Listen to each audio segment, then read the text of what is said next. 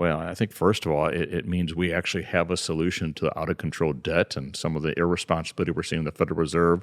It means that we've got a real solution. I can't tell you, we've been doing the radio show or the Economic War Room show for a number of years now, and people would call up almost panicked as they looked at that debt clock and what's going on and seeing what's happening with their money, and they're like, what do I do? And many of these folks don't have a lot of extra money, and so they're trying to say, well, do I put it all into gold? I'm like, well, gold is one part of things, but you always want to have a balanced portfolio.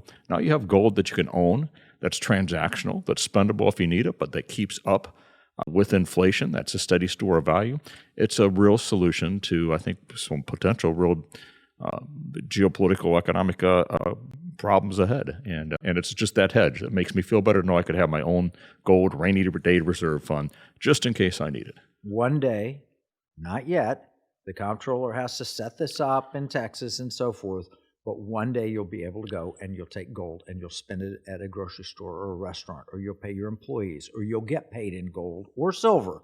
I mean, this is a very powerful law. It harkens back to the Constitution. It's what I believe all this legislation, and I truly do, and I want to give the credit to God and to the team that pulled it together, but really it was the Pirate Money book being distributed across the country. When Riley Moore, the now congressman, but then West Virginia treasurer, calls up and says, why do I have copies of your book on my desk?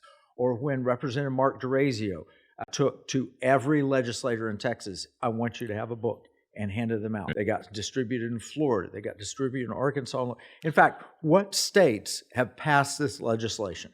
Well, we've had Texas and Florida, Louisiana, Arkansas, Missouri. We're still waiting for a final signature there, but from what I hear, it's on a must-sign bill, so I think Missouri is going to be next. Those all big transactional gold bills. Some are written a little bit different than others, but kind of going back to the book, Kevin, why that was such an important piece of this, even as we saw the press and media pick up, oh, there's legislation for transactional gold and silver, people would laugh and say, how are you going to spend a gold coin at a retailer out there? That's a ridiculous idea.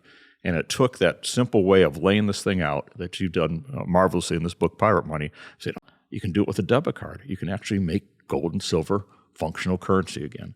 And that's the aha moment that we saw happening across these capitals in the country.